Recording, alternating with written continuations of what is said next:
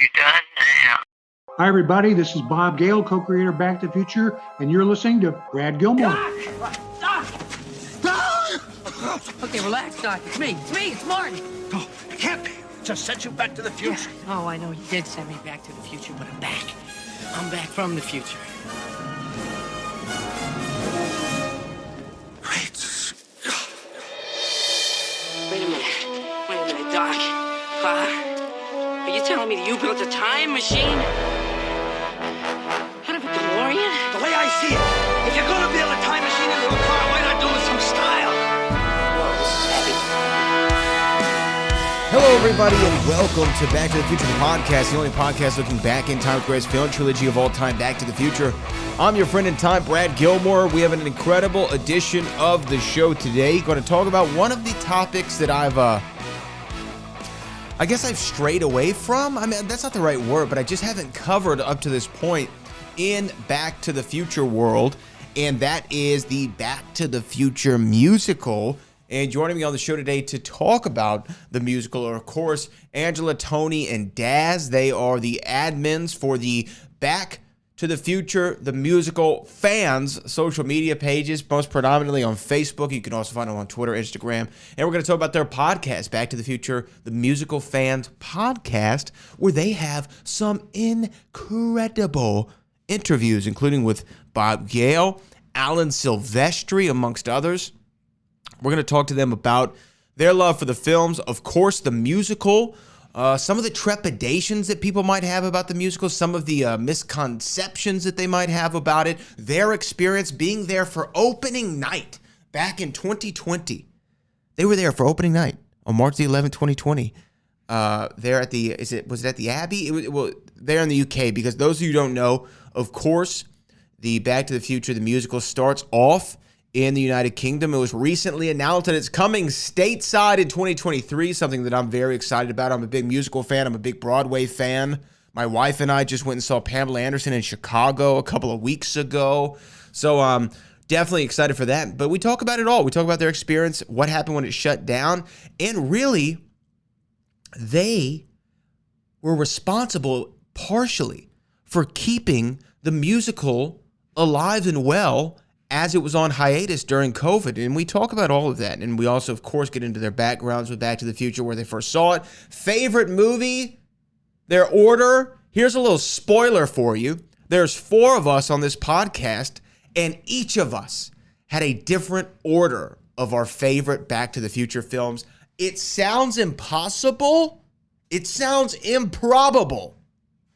But it does happen.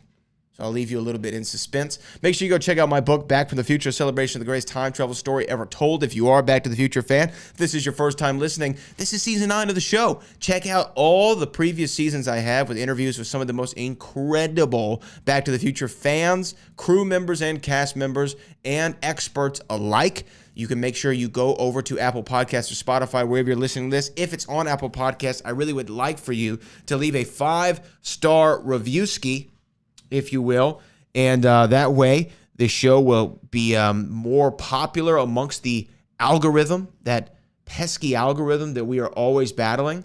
And I am checking as we speak. You would think I've learned to do this prior to the show, but I like to do it with you all. On Monday, we got a new review. This is from RCTJR5, who says, Brad does a great job of bringing a movie to life by showing how it can relate to real-world topics.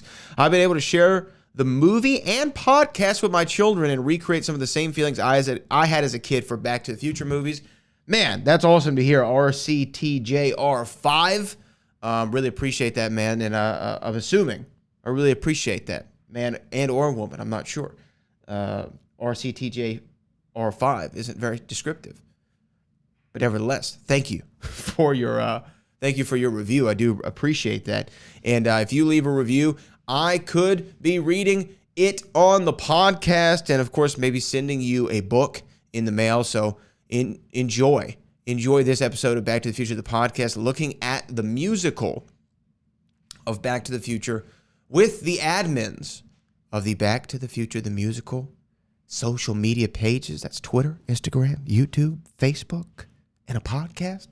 Ladies and gentlemen, sit back and get ready for a delightful, delightful conversation with my friends across the pond, Tony, Daz, and Angela, here on the only podcast looking back in time with the greatest film trilogy of all time, Back to the Future, the podcast.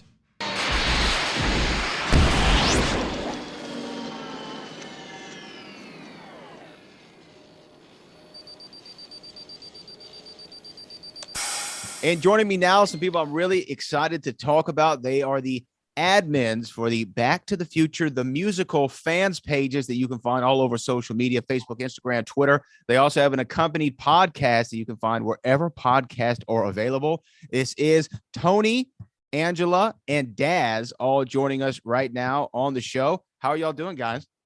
Hi. Hey. Oh, very good. Good.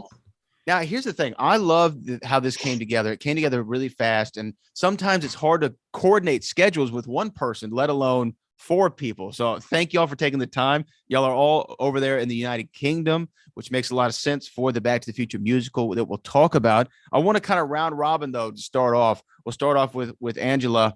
Talk to me a little bit about your love. When did you first see this great movie that we all love of Back to the Future? Movie wise, it's a little bit like, I know a lot of people remember a specific date or going for the birthday or whatever it may be. I can't remember a specific date. I just remember as a child, we used to go to my aunt's house a lot, and she had 3 teenage sons, and it was always on in their house, like all the time. And I would just be like watching out the corner of my eye and proper intrigued. Eventually got our own copy on tape as a family and was just addicted. And loved it ever since. Everything that I can get about it, read about it, DVDs, podcasts, everything I'm loving. So that's when it started, but I don't recall the specific occasion of bang, and then I loved it. It was just sort of slow burner at the beginning. What about you, Daz? I mean, for me, I discovered it quite late. It wasn't until I went to secondary school, which is like your version of high school, because I just didn't know any really cool films or anything like that. So like when people are saying, "Oh, have you watched Back to the Future? Have you watched Goonies?" I'm like, no. And then when I actually sat down and watched it, I actually got really into it. And the more I watched it, the more I just got this love for it and this fandom for this film. And yeah, it's amazing. Did you, and I'm coming to Tony next, but real quick, Dad. So when you saw it in secondary school, did you already say, boom, I'm going to watch 2 and 3 immediately? Or did you so you did the whole trilogy in the afternoon? Yeah, maybe. Definitely. Yeah. So yeah, I watched the first one. I was like, wow, there's 2 more. So I watched 1, 2, and 3 pretty much simultaneously, and I was just hooked. That's quite the overload of Back to the Future experience for first time. That's awesome. And what about you, Tony? What's your story? Yeah, my first time, I think it was, in the UK, they used to make a big deal when movies were on TV for the first time. And so Back to the Future, did its first air on British TV in Christmas. I think it was in the late 80s, 88 or something like that. And so I caught one of the horrendous TV edits. And I used to, I take that on video and I used to watch that regularly. And then, got really into it and went to see 2 at the cinema with my auntie when that came out. I think it was in the first week it opened. Couldn't wait to see part 3. And then from there, I started I made little Lego figures that looked like Marty and Doc, well before the Lego was coming out. I got some photos of that. Used to make flux capacitors out of plastic boxes, and I made my own hoverboard out of a piece of plywood, without having any reference photos. I found that at my parents' house a few years back. So yeah, I think I wasn't there right from the very start, but really soon after. Yeah. Wow. So man, saw it on. What do you remember from the TV cut? Do you remember? I know it's a long time ago, but you said it was horrendous. So it makes me think you have a specific memory. What did they cut out, or what made it a horrendous TV edit? Yeah, I think the famous one that we know is Doc says, when it's 88 miles per hour, we're going to see some serious stuff.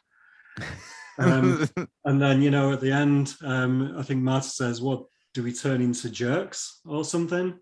And there's a few things a few of my friends now, they've shown it their kids and they say I couldn't remember how much swearing's in it. There's really quite a lot of swearing, and it's because as a kid when we watched it on TV and it was always the TV edits without any swearing. Yeah, I saw it on TV at first too. I saw it here in the States. I saw it on the Disney Channel. They did they played it on the Disney Channel. And I remember now, I was like you, thinking about it later, like, how did they get away with especially Back to the Future 2 on Disney Channel? Even though it's family friendly, there's some real dark moments. It's always funny. And it's like the Goonies. I saw something the other day where there was a scene that they actually only edited in for television. So sometimes those things happen with these TV edits. So it's crazy. Well, of course, y'all run the admin pages for the Back to the Future, the musical. And let's dive into that, because when this was first announced, I remember reading about it. I mean, years ago. When was it first announced? When do you know, Angela? When did they first start talking about Back to the Future, the musical? It was early, right? He is. Tony will know. Tony knows everything. Tony. Yeah, the first time I read about it was 2012. Like I distinctly, I found the article like a while back. I was like digging into the history of like, when I first came to know about this. And it was like, very vague sort of articles saying there was going to be a musical. They were working on the musical and they really hoped to get it on stage for 2015 for, future day in 2015.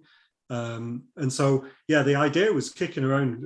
I think like, Alan and Glenn, Alan Silvestri, Glenn Ballard say they've been working on it for like 15 years. So I think, that puts it a bit earlier than then, but I definitely heard about it in 2012. And Daz, like, being a Back to the Future fan, like when we hear about a new something related to Back to the Future coming out, part of us is super excited. And the other part is like, well, but hold on now. Like, let's not get ahead of ourselves. What did you think when you knew this musical was on its way? Were you excited about it, or did you have your reservations? No, I'd say I was really excited. And I think the only reason behind that is because I knew the creative geniuses like Alan Silvestri and Bob Gale were involved. Like, if it was anyone else, if it would have been anyone else just thinking, oh, I'm going to put a musical of Back to the Future and like no association with the film at all, you'd be like, But knowing Bob Gale and knowing how much he treasures that trilogy, he wouldn't have done it if he didn't think he was happy to go ahead with it. So I didn't really have any reservations. I mean, there's always going to be a slight. I mean, you've not seen the musical, have you? No, I haven't. No. So I think for anyone who's not seen it, they're always going to have that little bit of reservation to go, is this actually going to work for me? But honestly, when you see it, it's like, wow.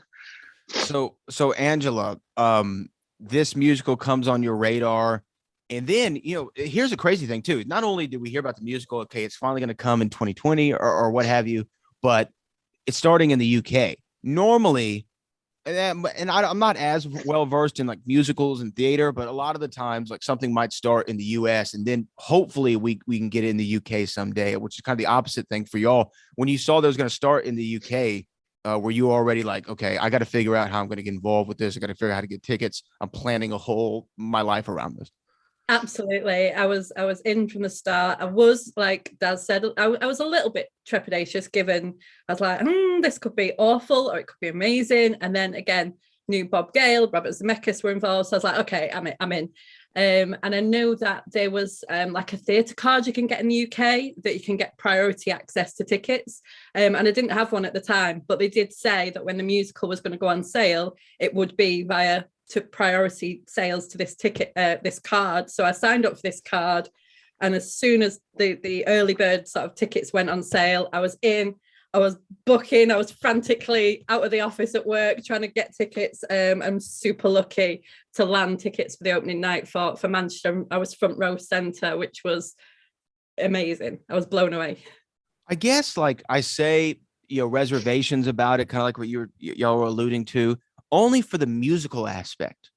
Like, I guess if it was just adapted for the stage, I think it's like, okay, well, it's a story. It's going to work on the stage. It's a story that works on film. It's going to work on the stage. Like, in a couple of weeks, I'm going to go get to see they're doing an adaptation of Clue, the movie, on the stage. And I'm not worried about it because I think they're going to knock it out of the park here in Houston. But the musical aspect of it, talk to me kind of about that. Like, Tony, because you're shaking your head somewhat in agreement. Was the musical aspect kind of the thing? It's like, well, okay, let's see. How are they going to turn this into a musical? I mean, it's not like it was Grease. You know what I mean? This is Back to the Future. Yeah, I think, when I read that first article in 2012, they were already talking about, the film itself, the first film in particular, is like, there's so many musical aspects to it. You've got The Power of Love, you've got Johnny B. Good. I sound like Alan and Glenn now when they start rattling them all off. It's like they got hit songs in there already. The Power of Love, Johnny B. Good, Earth Angel, Back in Time.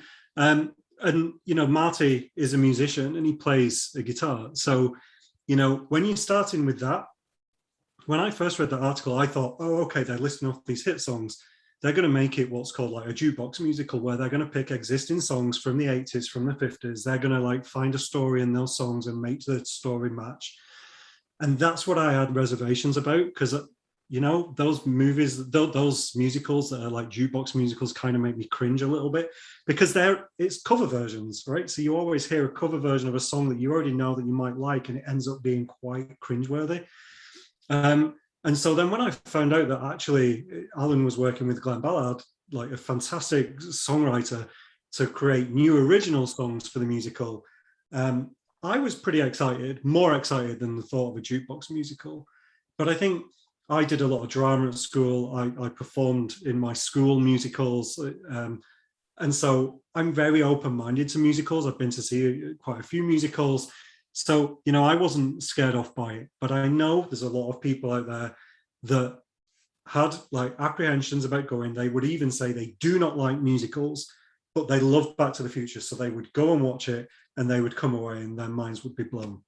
And I think there's also some people that just can't get on with it for whatever reason. They don't enjoy musicals. They don't see the point in putting musical numbers to a storyline, especially one that they're familiar with, because they know what's going to happen. And they're like, oh, come on, just get on to the next bit. We've seen like a handful of those, in all honesty. There's some massive Back to the Future fans who just don't get it. But so many more who do. And it really does work. It's really effective way of telling the story. Yeah, I guess that is an interesting point of like, if I just go to see a musical that I'm not aware of the story, perhaps I have a different reaction than a musical which I know every single beat and every line of. I could see how that would be a turnoff. Still, I love musicals historically. So I am looking forward to it coming to the United States here soon. I mean, it's going to be coming to Broadway before you know it. But let's talk about kind of y'all's origin, because I know you started as a Facebook group really to, for lack of a better term, to spoil the musical, right? Amongst each other. It was called Back to the Future, the musical. Spoilers, the group was. And then y'all got invited to opening night. Now, y'all had, correct me if I'm wrong, y'all all met prior to opening night, right? At the on press night in Manchester. So y'all did meet on press night. Okay. Yeah. Press night in the UK is like the official opening night after they've run their 3 weeks of previews or whatever while they're still refining it. And yeah, although I was aware of Ange and Daz from the various Back to the Future groups on Facebook, we'd never met. Okay, but y'all all were at the was it the Piccadilly Gardens? Is that what I read? Yeah. Right? Y'all were all there, but you didn't meet each other. Right. We met there. We met at Piccadilly Gardens that day. Yeah.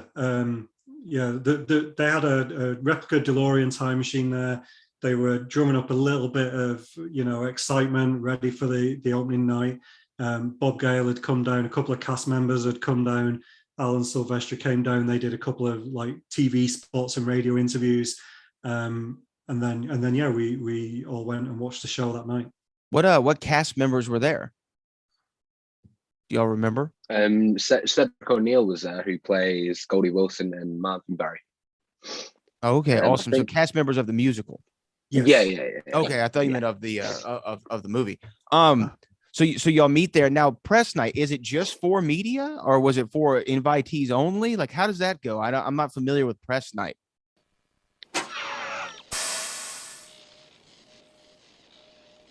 Yeah, this one, it was actually advertised, like the theatre were advertising it as being their press night. And usually that means, there's a red carpet and there'll be some celebrities attending. But I think they were really keen to get a mix of the press and fans. And so that's why one of their marketing people joined our group. And they offered members of our group VIP tickets to go to press night. And so they really wanted to make sure there was a mix of like all the press people and the bloggers and people that, you know, might be there against their will and might not be big fans, with those that in some cases had already seen like the show, you know, half a dozen or more times. And they knew would be there having a good time, would be on their feet at the end and, you know, give it a bit of life in the auditorium.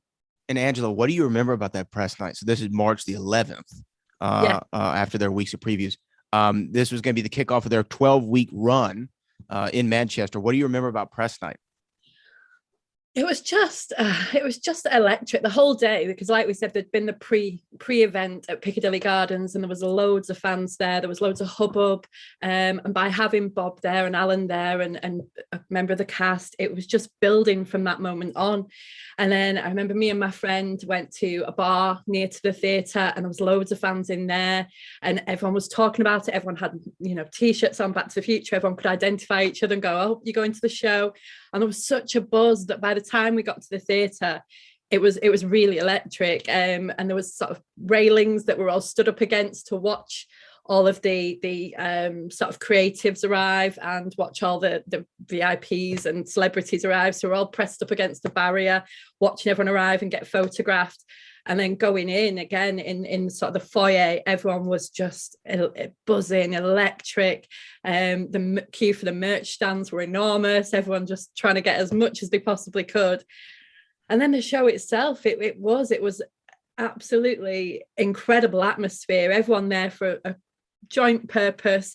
Like Tony said, obviously you've got press in there who may not be as sort of invested as the fans. So the fans were more than willing to try and make the atmosphere, you know, blow the roof off the theatre, and it definitely did. It gives me goosebumps when we talk about it because it was the most amazing night. Daz, you echo those sentiments? Oh yeah, 100%. Like it was surreal as well. I think it was surreal as well because it was in Manchester as well. Like we're all pretty close to Manchester, so to have everything on our doorstep and seeing like Robert Zemeckis and Bob Gale just walk in front of you, who were like heroes of ours, just and like I said, that the press night from opening night was they changed little things for the better, and you could just see how well they've done everything on that press night, and even all the celebs that were there and stuff from like TV shows in the UK who got free tickets for the night, they were all up on the feet clapping, and everyone just loved it. It was just, it's really amazing experience to be there. What about you, Tony? What are your memories? Yeah, it was a funny one because I almost didn't go to it. Like, how could you miss that? What did you have that was so important that you almost missed the opening night? Right. Well, so I was there, I was there a couple of weeks before. I'd watched it with my family, and then, someone had offered these tickets, and I had work to do, and I was going to be down in London. And, I said to like my wife, well, I don't know, I could go, but I don't want to go on my own. I'll take my mum. So I asked my mum, and she was available. So, my mum lives near Manchester.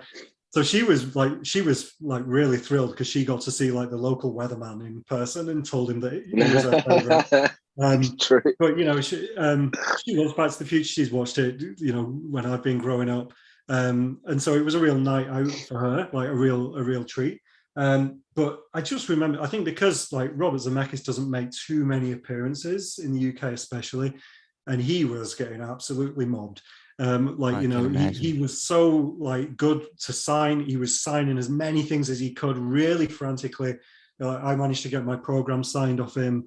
And Alan was like trying to get him through the foyer so that he could take him to his seat so that, they could sit and watch the show. I believe that was the first time he'd watched it like in its entirety on the stage. I don't think he'd had a sneaky look the night before. And yeah, they finished the show, and Robert Zemeckis, Bob Gale, Alan Silvestri, Glenn Ballard were up on the stage for the final curtain call to take a bow. And they were jumping up and down. You could just see how excited and how happy they were. Of course, I should mention as well, Leslie Zemeckis, Robert's wife, was also there. She's credited with really coming up with the idea for the whole musical. Like, she suggested after seeing the producers, like, maybe Back to the Future could work on stage, and she set that ball rolling.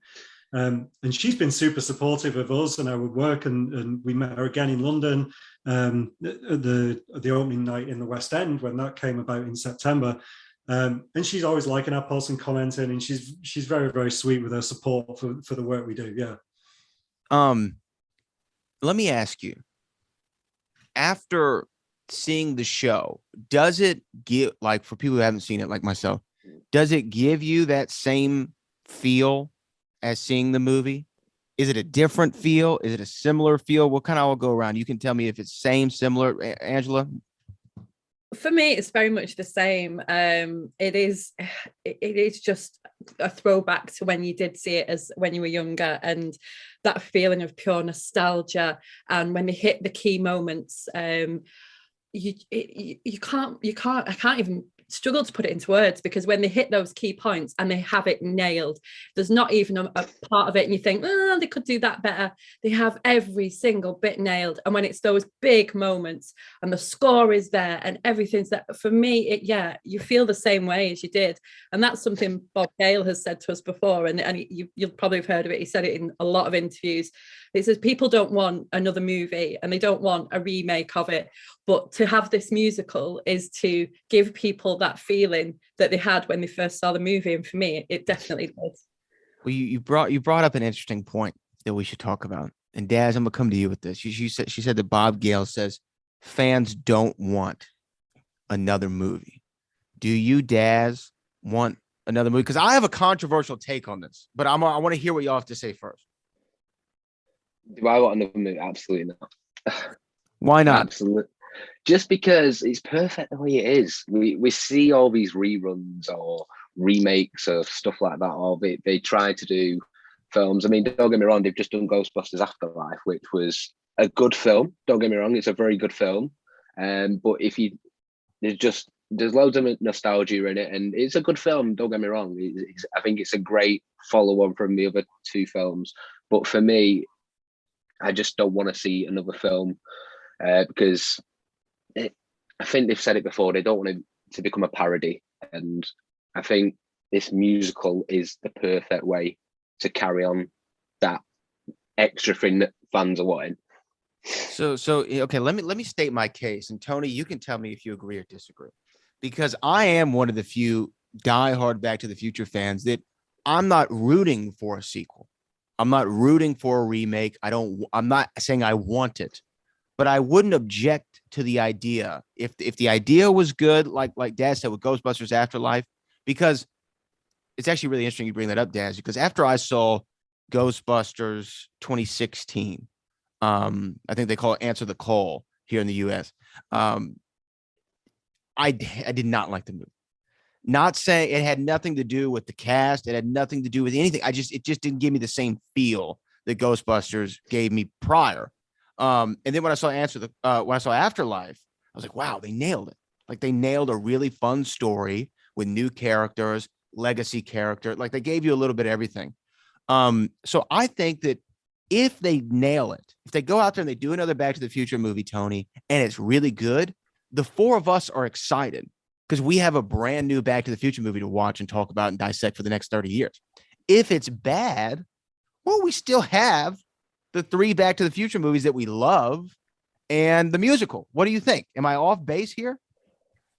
So my take on this is, if Bob Gale was involved, if Robert Zemeckis was involved, if Alan Silvestri was involved, if they felt that against everything they've said before about there never being another movie, that they had an idea that was so good that they would go back on their previous stance of not making one, I would trust them with that judgment. They wouldn't do it just for a bit of money or on a whim, or, you know, I would go with that and I would be excited about it. Much like the musical, much like the comic books, much like the game. If Bob Gale's involved, I trust his judgment. He's not let us down yet.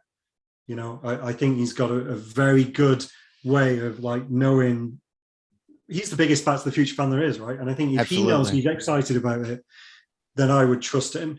And so I would say never, but I do not want anyone else rebooting it.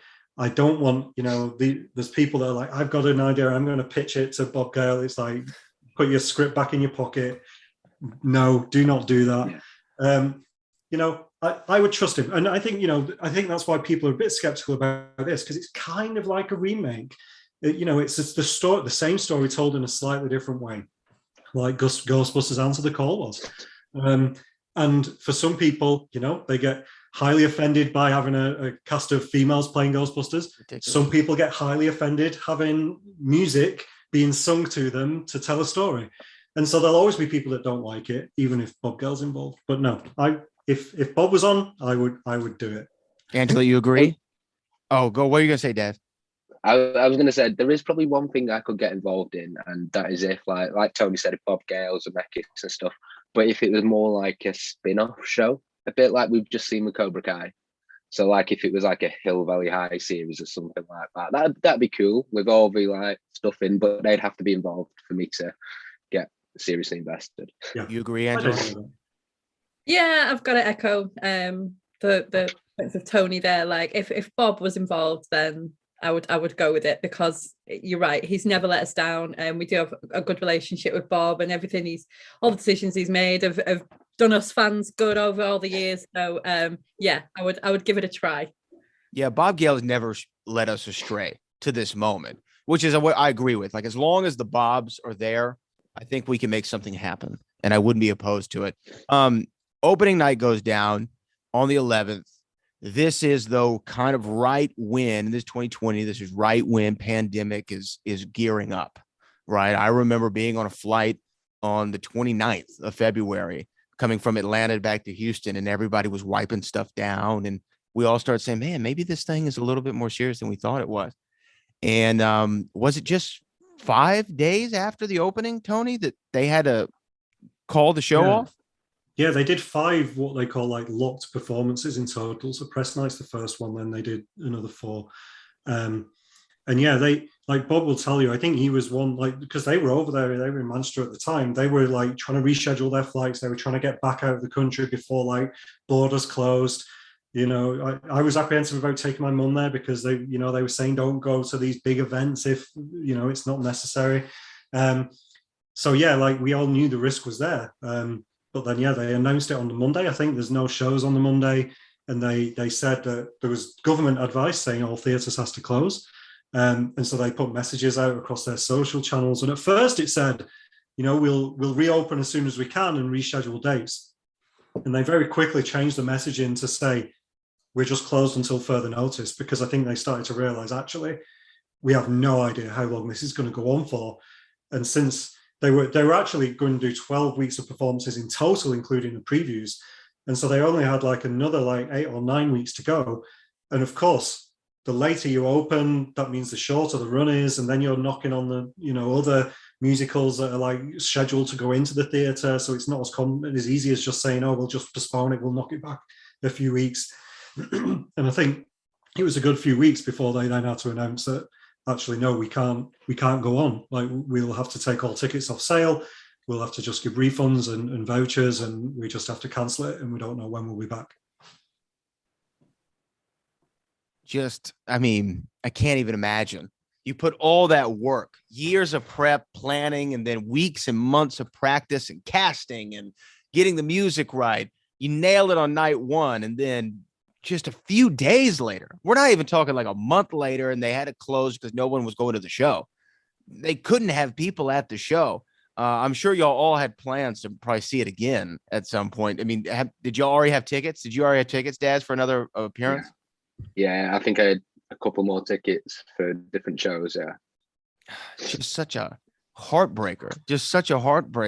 So after they announce it's going to close, we don't know when it's going to happen. This is kind of really where I think y'all as a group came into full force and full strength, because there was only a select few Back to the Future fans worldwide that got to see the show, and you don't want to ruin anything for them. You don't want to spoil it, but you want to keep the word out there. Is that when you got to action, Angela? Yeah, I mean, we'd been very active before that, but yeah, I think we really stepped it up after we knew the show had closed and there was so much uncertainty when/if is it going to come back. And I think we as admins really took it upon ourselves to say, right, we want to keep the conversation going, we want to keep the fires burning, we don't want the sort of euphoria from that press night and then first few weeks of previews to die down. We need to keep everyone like engaged and excited so that when the show reopens, people are going, because we're big supporters and we want to make sure that it's successful and it can stay here for as long as possible and run. So we really took it upon ourselves to try and drive people to still come and join the page, talk about the show. And that's when we dialed down the spoilers aspect so that we weren't ruining it for all those many people that hadn't seen the show, and we implemented some changes so that spoilers wouldn't be discussed on the page. But yeah, we really wanted to drive it so that people stayed engaged and were ready and to buy tickets as soon as they could and the show reopened. Yeah, and Tony, though, this was also a time though where you got to, I guess, make, and actually, I think it was actually Angela who did this, but y'all got to start to reach out to people involved a little bit more and get to talk to some of these names. I remember when I started my Back to the Future podcast back in 2015 to kind of coincide with Future Day and all that. And, when you start getting to talk to some of the people in the movie, it's crazy. And then next thing you know, I'm on a Zoom call with Christopher Lloyd, or Bob Gale is calling my cell phone, or any of these guys, Don Fullilove, Harry Waters, Claudia Wells, Leah Thompson, Crispin Glover. It's insane, right? But Bob Gale really was the white whale for me more than anybody else. It's like, if I can get the guy who created all of this, if I can talk to him, that would be something incredible. And like you said, Tony, you said a second ago, he's the biggest Back to the Future fan in the world. And Angela, you were able to contact him? Yeah, I mean, it's still really surreal, but I said to the other two, look, I want to try and make contact with Bob. And at that point, I think we had maybe 300, 400 members, maybe less, on our Facebook group. I said, I'm going to have a try. Like, what's the worst that can happen? I don't get a response. Right. And someone kindly gave me some contact details for Bob, and I reached out, thought nothing of it. I was like, right, fired it off, done. And I did write him a really heartfelt message about how much I love the show, how much I love the franchise, and so on. And I thought, right, done it, fired it off. And then we just carried on as normal. I think it was about a good maybe 2 months later that he got back to me. And I was just, what the hell? How is this happening? And I remember just messaging these guys going, you'll never believe what's happened, that you will not believe this. And yeah, Bob got in contact with me, and to our amazement, we've been in touch ever since, and he's been so kind with us, and yeah, gave us a written interview and then subsequently a Zoom interview, and helped us out a lot. He's been a huge asset to the page, and really kind with us. Yeah, I mean, Bob Gale, this is the creator. This is the time father, right? This is the timekeeper. I mean, how crazy is it to talk to him? I know, and it's like you said, when you're on a Zoom chat, you're like, wow, you're trying your best not to fanboy, but in a way, you just kind of got to keep it professional. And you're like, but yeah, I mean, it's like Angela said, he's always been so good with us. He doesn't just see us as another set of crazy fans.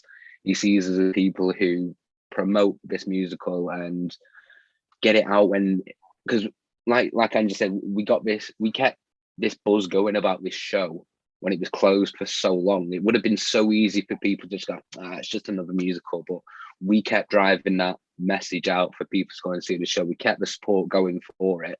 And I think he's grateful for that. And I think he's always smiled at the aspect that we've kept the flag waving for this show. Tony, when you get one of these interviews, especially like a Bob Gale, you work so hard to get it, right? You work so hard to try to land the interview, and then you land it. And then you're like, what am I going to ask him? Like, what are the questions going to be? Because he's had to have heard every Back to the Future question in the world. So what was the prep process like? Oh yeah, we did a lot of prep for that one. We had a shared document, and we were jotting down ideas. And I think the great thing about this one is there's a whole new range of questions we could ask him specifically about the musical. We'd asked him a bunch when we'd done the written interview, which, we then read the answers out and did a video for that. But there were so many questions that just get opened up by this musical. There's some nice little nods to the movies. There's some nice little Easter eggs. There's some nice little points where you wonder, well, why did they choose to go with that? Or, what was the motivation behind changing that character? And I think, that that's like a whole new world that you can talk about then, but with Back to the Future as like the foundation of it all. So yeah, I think we weren't short on questions. We spoke to him for about 2 hours, I think. We edited it down. He even like sent a really kind note saying, I think you might want to split that up into 2 parts because I think no one wants to hear me talk for that long. So we sent it out as like part 1 and part 2. We didn't do a part 3, and it's still to be continued. I'm sure we'd love to do another one within one day. But it was also kind of a time when it was in between the Manchester and London performances, but they had announced that it would be coming to London, or there had been some information shared that it would be coming to London. And it was just before he was about to fly back to the UK to start the rehearsal process. So a lot more things were kind of set in stone. And, we talked to him about then plans for Broadway, plans for tours. Would they do a UK tour? Would they do a US tour? He was very candid in his responses about what he wants. There were no plans. He said, any plans they had made before COVID had been blown out the water and they had to start again. But yeah, he was very open and transparent. We edit the interviews, but we never really take anything out because, he's happy to answer all our questions and, we don't overstep the line. No, loads to talk about. We could easily talk to him for another couple of hours. Yeah. I know. It's so great. I've had the privilege of having him on twice as well. So I've had 2 parts with him, and hopefully to be continued in the future. No pun intended. But going back to it, so we know it's closed for a while. Things throughout 2020 and 2021 are kind of in flux. We're not sure what's going on really with the world, let alone the Back to the Future musical. The world had other things on its mind. We were all wondering when the musical's coming back. And when did we get that official word that, hey, it's coming back? Oh, we had one date originally, didn't we? It was originally May, wasn't it? I think they announced it because it got pushed back, didn't it? I think they announced it in the February. I want to say February or something, that they said it would be opening in May, and everyone jumped on the tickets, booked those front row tickets. I think we were the first people. I had seen that the tickets were available the day before they said they would be going on sale. Happened to check the right website, and their big slogan was book your tickets yesterday. And so we kept saying we did actually book our tickets yesterday on the day it was released. And so all the fans were booked in for that first opening preview in London. And then they announced that it looked like it wasn't going to open because we were still in lockdown in the UK. Some performances had started up again. I think Six the Musical had started to perform because they could do it outdoors and they were being really adaptive and agile with that. But one thing that they did, which, it upset a lot of people, but I think it was absolutely the right call. They recognized that the reason they'd sold so many tickets for that opening night is because of the fans. And if you take those tickets and you reschedule them for a later date, and now the new opening date was just a random date in the middle of the run, those people weren't the same hardcore fans. So they took every single ticket and they shifted all the tickets by I think 3 months, every single one. And then you could still change them. You could say, oh, well, that new date's not convenient for me, but at least it meant every single person that was there on opening night would be there on the new opening night. And I think, so many of us were so grateful for that decision. Bob had, told us in advance that he really hoped that that's what they could pull off and that they wanted to make sure that the fans were kept happy and they felt that was the fairest thing they could do. So yeah, it ended up, instead of opening in May, it opened in September or August for the previews and September for press night. And the show's been running strong. Obviously, they just made the announcement that they're going to come to the stateside finally. And once those tickets are available, I'm going to be buying them. Trust me on that. But Daz, what is the group's plan for the move over to the United States? I mean, y'all going to come over and see it in the US? I mean, what are we doing? I think we're certainly going to try. I think obviously it's.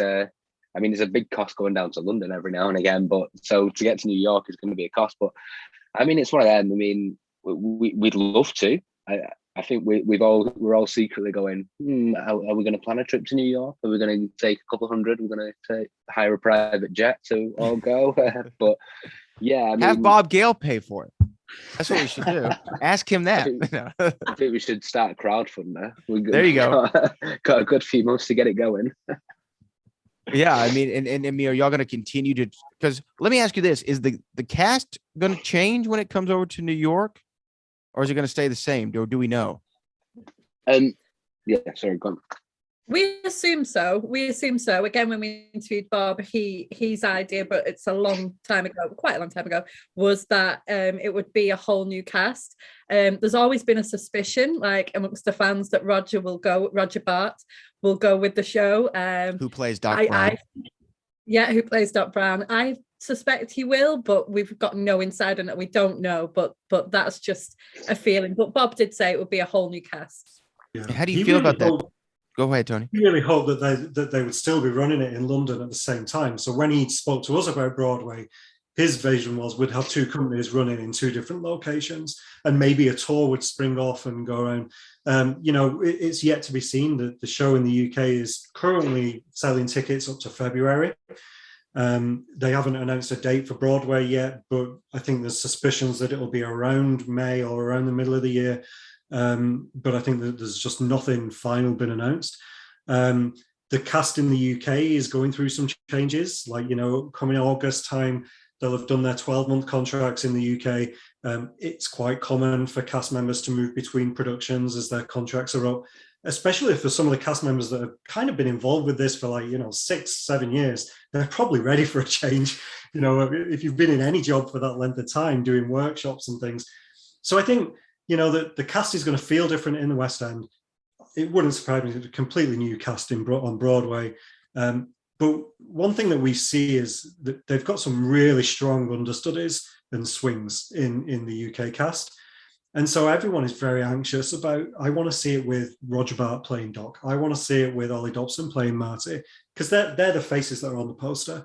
Right. On press night in the UK, I don't know if you read about this, but we were all there. We were having our meetup. We'd organised a big gang of fans there. We were in the pub next door, and someone had put a note on our group saying, Roger Bart has got COVID, press night's been cancelled.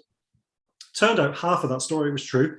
Roger Bart did have COVID, but the press night went ahead. They'd booked all the celebrities. They'd invited everyone. Everyone had flown over. They'd got the blue carpet out. They'd got 7 DeLoreans parked outside that were transporting the celebrities to and from the venue and the theatre. And so press night went ahead with the understudy, Mark Oxtoby, for Doc. And people saw that show and they realised, actually, Roger Bart is great as Doc, but so is Mark Oxtoby. And they're slightly different, but they both tell their story in their own ways. They both do the character in their own ways. And so I think that gives me a sense of hope that actually whatever cast is chosen, the casting, I'm sure, is going to be good. The story is going to be just as strong as it is. The way it comes across might be slightly different. It'll have slightly different personality in some of the characters. But I'm excited because that means we can go and watch it again with a different cast. And it's like going watching it for the first time again. And same with Broadway. I'm really hoping that I get over there and watch opening night for that as well. It would be good. Hopefully we can all have a meet up in person in New York. Talk to me about the podcast, because this is actually the way that I came across you all. Was your podcast version of the Back to the Future the Musical fans group. Y'all now have a podcast with all these great interviews that you've done. Whose idea was it to say, hey, maybe we should do this in a podcast form? Yeah, that was mine. I guess, we were putting our interviews out on YouTube, and they were Zoom interviews, but most of what we were doing wasn't visual. When I was editing them, I was trying to put in more imagery and graphics and, video clips and things to just supplement the interview that was happening. But we realized actually, not a lot of people can spend an hour, 2 hours, 45 minutes to sit down and watch a video on YouTube. And so I thought, tons of people listen to their podcasts on the train, in the car, work, whatever they're doing. And I just thought, we'll see how it goes. Let's just take the videos completely as they are, get the audio tracks and just put them on. And we've had some good listens. I think especially as the show gets more popular and as people start searching for it, you search on Amazon for Back to the Future, the musical. Our podcast is up on, Amazon Music. It comes up in the top few results. So yeah, really the podcast just came about because we were doing these interviews already. I think, Daz, you first organised to get Aidan to do his Facebook Live with us, hadn't you? That was the first interview that kind of happened. Yeah. So we, a few weeks after the show had closed in Manchester, I reached out to Aidan Cutler, who plays Biff, and I just asked, would you be up for doing an interview?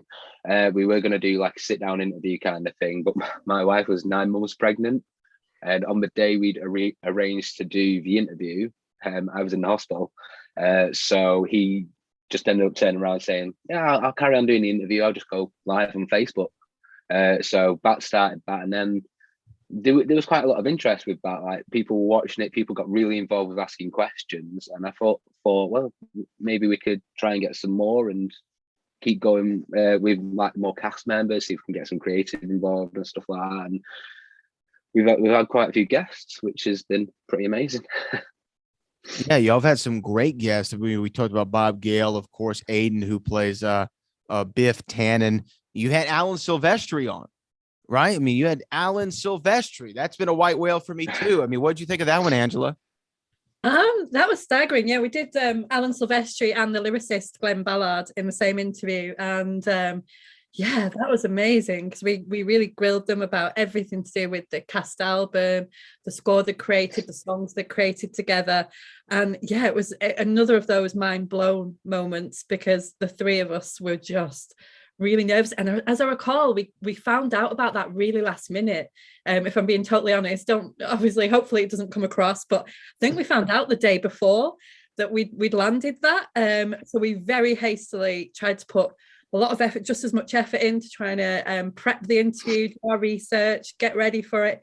But yeah, it was quite a nerve-wracking one, just A, because of who they are, and B, because we didn't have a lot of prep time for it. But it was such an enjoyable interview. Again, they gave us so much. They were so engaging, so warm and friendly. And yeah, the stories that they were telling were fascinating. And that was another one that came across really well. The fans loved it. Yeah, we caught them on it was their very last day in the studio recording the cast album. And honestly, I think we could have carried on talking, but they were already like getting late for their last day in the studio. Yeah. So, the soundtrack was delayed. I think that was our fault for delaying them getting into the studio. But I mean, that was funny how it came about. Daz, do you want to tell the story? Because you'd set that one up as well. Yeah, I'd love to know this. Yeah, so it's so basically when Alan and his wife Sandra were in the UK, back in Manchester. I was walking past the theatre one day with my wife, and I've got a little sausage dog called Slinky. And as I was walking past the theatre, Alan and his wife were walking the other way, and we just stopped talking. I asked if I could get an autograph, like fanboying a little bit. And then obviously his wife and my wife started talking dogs. So, and my wife makes her own dog collars. So we sent a dog collar to Alan and Sandra Silvestri. She sent us an email with like a picture of the dogs and stuff like that. And then just out the cuff, I just thought, I'll just ask if they're free for a Zoom kind of thing. And I messaged her on the email that she sent the photo on. I just said, if they're free at all, would they mind having a chat? And she got back to me straight away to say, yeah, here's like some time. She just gave us a time basically, and we worked around that, because we knew how busy they'd be. And I think it all escalated from there, really. And obviously, whenever we've seen both Alan and Sandra at the shows, they've always been so nice and so grateful to us. And we just talk to them all the time. It's like really nice. Incredible. I mean, Alan Silvestri, I mean, not only just what he's done in Back to the Future or the musical, just so many things. I mean, the Avengers, this guy is the Avengers, right? So, it's incredible. And again, y'all can find out more about these lovely people that I'm talking to on their YouTube channel at btfmusical.fans on Instagram, BTTF Musical Fans on Twitter, and of course, Back to the Future, the Musical Fans on Facebook. Real quick here, last couple things that I want to get to. We'll go around the room. Rank. We got to rank them. I got to know where y'all's ranking is of the Back to the Future films. I can tell Angela is not looking forward to this. She's like the kid in class who's like, don't call me. So we're going to start with Tony, who I feel has an answer for this already. How do you rank the 3 Back to the Future movies? Yeah, And it's just a to tough say, one. mine change every day. But go ahead. It's a tough one because I know 2 couldn't have happened without 1, but it's 2-1-3 for me every time. 2-1-3 every Always has time. been. Wow. 2 over 1. Interesting. Daz? I think for me, 1-3-2. 1-3-2. Okay. Yeah. Okay. And what about Angela? I think I'm in the order they come. I'm a 1-2-3. Wow, we all have a different ranking. I'm 3-1-2. Oh, How crazy is this? We all have a different ranking. I think I yeah. just love the Western. I just love that. I mean, I'm from Yeah. Texas. That's just, I kind of grew up on Western. So it's kind of in the blood. Okay. Next question. Your favorite side character from the movie. So we're not talking about Marty, Doc, Lorraine, George, or Biff. Okay. So any other character from the Back to the Future trilogy. It can be anybody. It can be the someone who doesn't even have a speaking role. Just let me know, who do you think? I'm gonna start with Tony. I think he took your wallet, that guy. The wallet guy. Yeah. The wallet guy is phenomenal. Yeah. That's a good one. That's actually a really good one. What do you got, Daz? I don't know. I think I'm gonna have to go Goldie Wilson. He plays such an important character, throughout, especially like throughout 1 and 2. He's only got like a small part in it, but you know who he is. If you mention Goldie Wilson to anyone, like they know who he is. So yeah, for me, it's Goldie Wilson. Yeah, right. I mean, how could you not do that when you hear Goldie Wilson? And Angela? I'm going the key to it all. Save the Clock Tower woman, Elsa Raven. Right, that's my one. That's who I'm going for. Elsa Raven. What a great call. Y'all all had great answers to that one. Okay, last thing before I let y'all go. You have the DeLorean. Are we going forward? Are we going backward? And where are we going exactly? Tony, I'll start with you. Oh, wow. Yeah, I always used to say I would go forward. I think that's why I like 2 so much. I wanted to go to the future. But I've done a lot of like family history research, and I think I'd like to jump back a couple of 100 years and, meet my great grandfather, kind of, how his family lived and, where they all came from. Yeah, I'd do that. I'd go back. Yes. I would probably go back, not too long, not that far, but I would go back. I was born in '88, so I didn't get to enjoy all these cult films as they came out. So I would probably go back to probably the late 70s. So I was old enough to appreciate them whilst they're out, because you don't get many great films anymore. I agree with that. Angela, where are you going? I'm going forward. Maybe 100 years. See what the world looks like in that period. Yeah, there's going to be a very different world to now. So yeah, I'd love to go forward maybe a couple of 100 years. Yeah. Oh, wow. A couple 100 years. We went from a century to a couple centuries. Why not? We're going a couple now. Why not? Well, guys, Tony, Angela, and Daz, of course, thank you all for joining us here on Back to the Future, the podcast. Again, Back to the Future, the musical fans on Facebook. You can find them on Twitter, Instagram, YouTube. Subscribe to the podcast, which is how I found y'all. It's a real fun listen. You always have great interviews going up there. So, guys, I really just appreciate y'all for taking the time and scheduling things, because we're across the world from one another, but we all love Back to the Future. So I appreciate y'all. Thank you for having us. Thank you. All right. Appreciate We'll be in touch soon. Again, that is Tony, Angela, and Daz from Back to the Future, the musical fans, here on Back to the Future, the podcast.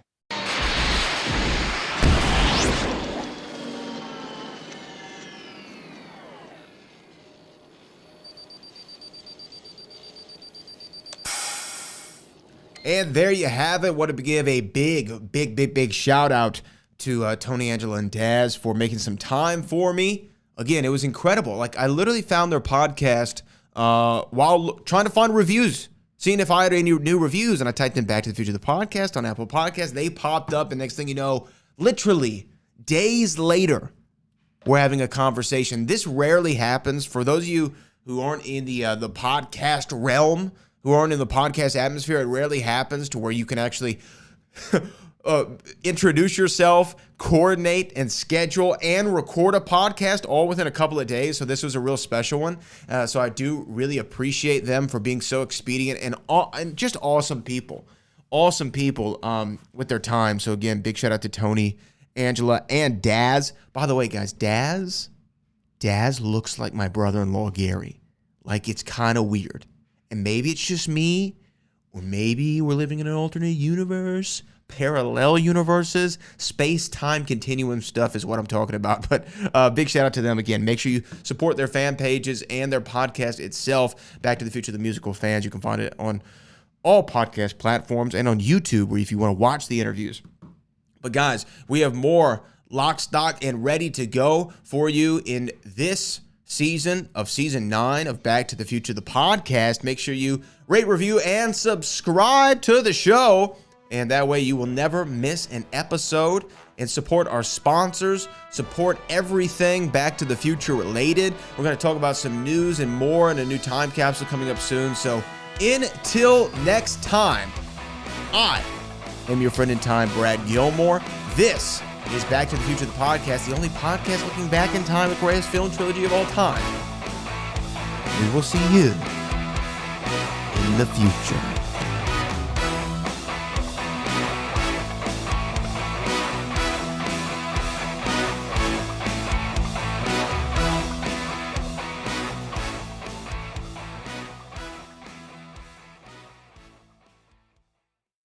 Oh, Brad, what have you done now?